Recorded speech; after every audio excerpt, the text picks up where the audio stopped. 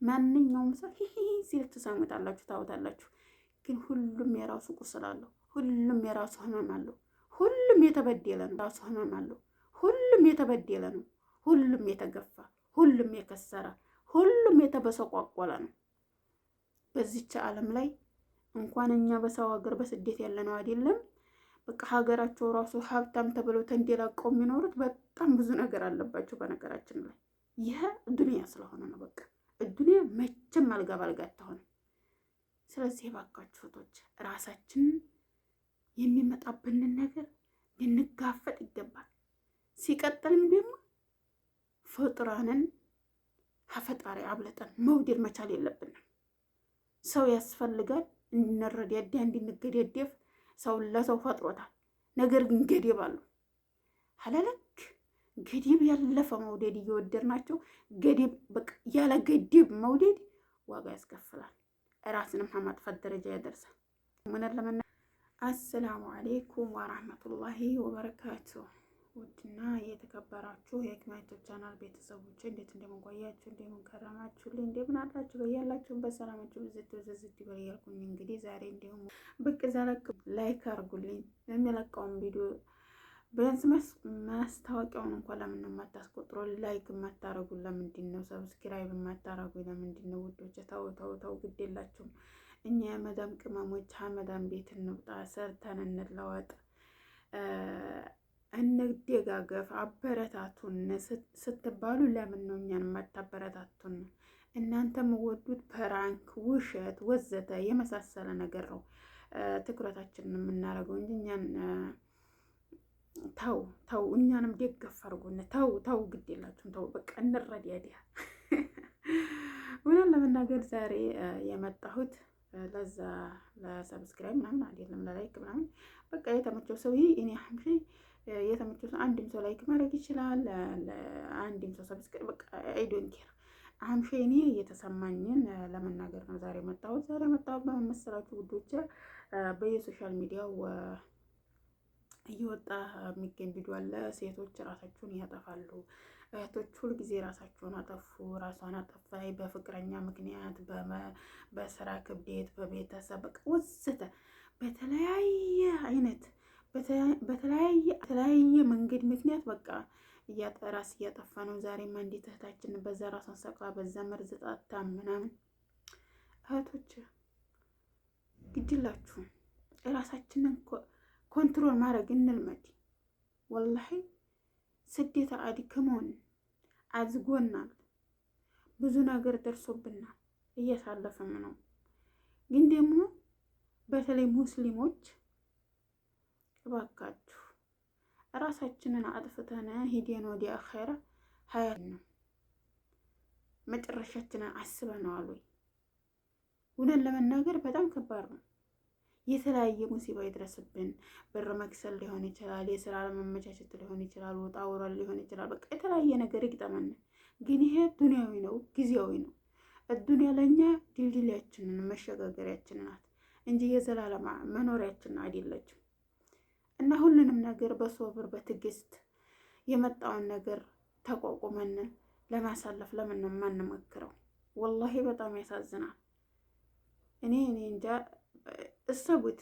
አሁን እንደዚህ በይህ ሀያት ተሰቃይተን እንቅልፍ ሳንጠግብ በስደት እየተንከራተትን እየኖርን እንደገና አሁን መልሰን ራሳችንን አጠፋን ማለት ሁለት የሞት ለዱንያችን እንደዚህ ውጣ ውረድ የተሽከረከርን ባህር ቆርጠን ጀበል ቆርጠን ተራራ ሻን መጥተን ይሄ ሁላ ለዱንያ ነው እንጂ ለዲናችን አይደለም። እና ምን አዘጋጅተናል ለዛኛው ሀገራችን? ዛሬ እኛ ራሳችንን በመርዝ በተለያየ አይነት መልኩ ሰቅለን ሌላ ስቃይ እንደገና ዱንያ ላይ እየተሰቃየን እንደገና ደግሞ ለአኺራው ሁለተኛ ሶስተኛ ኪሳራ። ለምን እንደዚህ ይሆናል? እህቶች እባካችሁ ሰብር እናርግ፣ እባካችሁ ትዕግስት እናርግ። ፈጣሪያችን ነገር ያለን ግንኙነት እናጥብቅ። የሸይጣን መጨፈሪያ አንሆን፣ የሸይጣን አጫፋሪ አጋፋሪ አንሆን። በጣም የተለያየ ነገር ይደርስብናል፣ ግን ሶብር ማድረግ አለብን። ለማን ብለሽ ገንዘብም ከሆነ ይጥፋ፣ ሰውም ከሆነ ይክዲያ። መጀመሪያ እኛ አብዛኞቻችን እህቶች አብዛኞቻችን ሴቶች ምን እንዲመስላችሁ እያጋጠመን ያለው ለፈጣሪያችን ቦታ ሳንሰጥ ለሰው ላይ ቦታ እንሰጣል። ከዛ በቃ የሆነ ቀን አንስቶ የፈጠፈጠን ጊዜ በቃ አንችለውም። በቃ ከቁጥጥራችን ውጭ ሆናል። አያችሁ።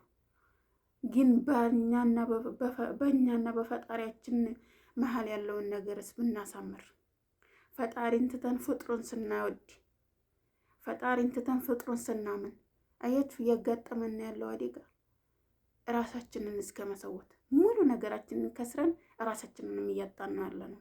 እህቶች ለምን እንዲህ ይሆናል? በቃ የሆነ ሰውም ስንወድ አሁን አብዛኛው ሰው አፍቅሮ ገንዘቡን ተበልቶ አምኖ ተከዲቶ ምናምን ወዘተ ነው እንደዛ ራሳቸውን የሚያጠፉት አብዛኞቹ እህቶች ማለት ነው።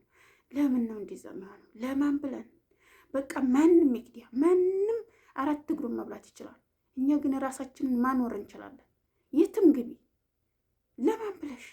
ቤተሰብ ከደ ይከርበት፣ ባል ከደ ይከርበት፣ ገንዘብ ሸሸ በቃ ይውሰድ፣ አለቀ። እንደዛ ብለን ራሳችንን አጠንክረና በርትተን ህይወታችንን ልንቀጥል ይገባል። ዛሬ ዱንያ ላይ ተሰቃይተን የዱንያ ስቃይ አልችል ብለን እንደገና ሁለተኛ አኼራችንን እናበላሻል። ለማን ብለን? ያአኺ ለማንኛው ሀያት በቃ የመጣውን ለመጋፈጥ መሞከር አለብን። ጠንካራ መሆን መቻል አለብን እህቶች። ለማን ብለን ማንን ልናስደስት? ለምን ብለን? ለምን የፈለገ እየመረጠ አይከረበትም። በወጣው ጠሪቅ ይከርበት። ምን አሻይ ብለሽ? ለማን ብለሽ? እህቴ ያንኛውን ሀገር ማን አየው? እኔ እና አንቺ እኮ መልካም ስራ የለንም። እኔ እና አንቺ ለነገ ያዘጋጀነው የለንም። ያለንበት አኋል ትክክል መንገድ አይደለም። ለማን ብለን? ዱንያ ላይ ተሰቃይተን አኼራም ደግሞ በነፍሳችን አላህ የሰጠን ነፍስ ራሱ ያውጣት እንጂ እኛ ለማን ብለን ነው ነፍሳችንን ባሰቃቂ ሁኔታ ዛሬ ተሰቃይተን ዛሬ እንቅልፍ እየማረን ኑረን ባረቤት ደግሞ ነገ በአኼራን ለምኑ ብለን እንዲህ አላህ እኮ በቃ ፈጣሪያችን ጋር መቀራረብ መቻል አለብን። አላህዬ በቃ አንተ ሰጣኝ፣ አንተ ነሳኝ፣ በቃ የወሰደውን ነገር ይውሰድ። በቃ ለማን ብለን እህቶች፣ ለማን ብለን ነው ነፍሳችንን የምናሰቃያት? ዛሬ ተሰቃይታ ደግሞ ነገ አኼራ ላይ እንሰቃይ። ምናልባት አላህዬ ይህን ግፋችንን ይህን ስቃያችንን አይቶ ምናልባት ነገ የተሻለ ሌብል ላይ ሆነን ፈጣሪያችን ጋር ተገናኝተን ሰድቀን ብዙ ነገር አሳልፈን በቃ አላህ ጋር ያለን ግንኙነታችንን አሳምረን ምናልባት አላህ ማሪ ነው እና ሞሮን አላህ ጋር ብንገናኝ ለማን ብለን ነው ራሳችንን የምናጠፋው? ለገንዘብ ዛሬ ሰርተነው ነገ ለሚጠፋ ገንዘብ ለሱ ብለን ወላ ለፍጥራ ለዲካማ ብለን ያፈቀርነው ባላችን ወይ ነው ያመነው ባላችን ከዲያን በለን ብለን ለምን አባቱ አራት እግሩን አይበላም? ህይወታችንን ለማን ነው መስዋዕት የምናደርገው? እሺ ኑረን ይሆናል መስሎን ሁሉንም ነገር እናደርጋለን። በመጀመሪያ ደረጃ እኛ የምናሳልፈው ህይወት አላህ የቀደረልንና የቀደረልንን ብቻ ነው መኖር የምንችለው እንጂ በእኛ እውቀት ለምሳሌ ሌላ ሰው አሁን ሌላ ሰው በዙሪያሽ ያለውን ሰው ስታይ ሰርቶ ተለውጦ ደረጃ ላይ ደርሶ ቤተሰቡን ቀይሮ ይታያል። በአገልባጩ ደግሞ የኛ ቢጤ አላህ ሳይልለት የቀረ ተስፋ ቆርጦ ራሱን ያጠፋል። ለምን ሲባል ለማንኛው ሀያት የፈለገ ነገር ይክሰር፣ የፈለገ ነገር አራት እግሩን ይብላ፣ ይከርበት። ማን ብለሽ? ነፍስሽን አላህ የሰጠሽን ራስሽ እንደ ውጭ ብለሽ ምን ያህል እኔ እንጃ ምን ያህል ውስጣችሁ ነገር ምን ያህል ቁስለት እንዲያለ ምን ያህል ዲግ እኔ እንጃ በቃ ምን ያህል ስሜት ውስጥ ሆናችሁ ራሳችሁን አንቃችሁ እንደምታጠፉ እኔ ወላሂ በጣም ያሳዝናል። ወላሂ በጣም ነው የሚያሳዝነው። እህቶች እባካችሁ ራሳችንን በራሳችን ላይ የማይሆን ውሳኔ አንወስን። እባካችሁ ለቤተሰብ ለእናት አባት ሌላ ሰው እኛን አያዝንልንም። አዘነም አላዘነም ወላድ ብቻ ነው እንጂ እኛ በሴቶች በተለይ አሁን በስደት ዓለም ላይ ያለን ሴቶች በዙሪያችን ማንም ይሁን ማንም አጥቅማችን ውጭ ማንም ግድ አይሰጠውም። ለራሳችን ራሳችን ብቻ ነው ያለነው። ማንኛውም ሰው ሲል ትሰሙታላችሁ፣ ታውታላችሁ። ግን ሁሉም የራሱ ቁስል አለው። ሁሉም የራሱ ህመም አለው። ሁሉም የተበደለ ነው። ሁሉም የተገፋ፣ ሁሉም የከሰረ፣ ሁሉም የተበሰቋቆለ ነው። በዚች ዓለም ላይ እንኳን እኛ በሰው ሀገር በስደት ያለነው አይደለም በቃ ሀገራቸው ራሱ ሀብታም ተብለው ተንደላቀው የሚኖሩት በጣም ብዙ ነገር አለባቸው። በነገራችን ላይ ይህ ዱንያ ስለሆነ ነው። በቃ ዱንያ መቼም አልጋ ባልጋ አትሆንም። ስለዚህ ባካችሁ እህቶች ራሳችንን የሚመጣብንን ነገር ልንጋፈጥ ይገባል። ሲቀጥልም ደግሞ ፍጡራንን ከፈጣሪ አብልጠን መውደድ መቻል የለብንም። ሰው ያስፈልጋል እንድንረዳዳ እንድንገዳደፍ ሰውን ለሰው ፈጥሮታል። ነገር ግን ገደብ አለው። ሀለለክ ገደብ ያለፈ መውደድ እየወደድናቸው ገደብ በቃ ያለ ገደብ መውደድ ዋጋ ያስከፍላል። ራስንም ከማጥፋት ደረጃ ያደርሳል። ስለዚህ ትኩረት ለራሳችን እባካችሁ እባካችሁ ቶች ይህም ቀን ያልፋል። አላህ አለን። እኛ ደካማ ነን፣ አቅም የለንም፣ ቅዋም የለንም።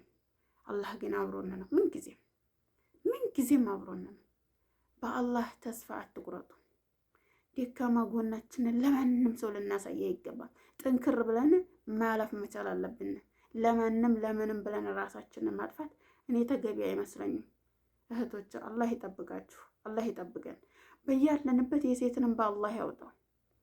ሀሂ የተወዘጋገበ ህይወት አላህ ነጃ ይበለን። ሌላ ምንም አላላችሁም። እውነት ለመናገር እኔ ራሱን በሚያጠፋ ሰው በጣም አዝናለሁ። ዛሬ ሳይስቁ የዛሬው ህይወታቸው አስመረሯቸው። ነገ ደግሞ የሚጠበቃቸውን ህይወት ስታስቡ በጣም ያማል፣ በጣም ያሳዝናል።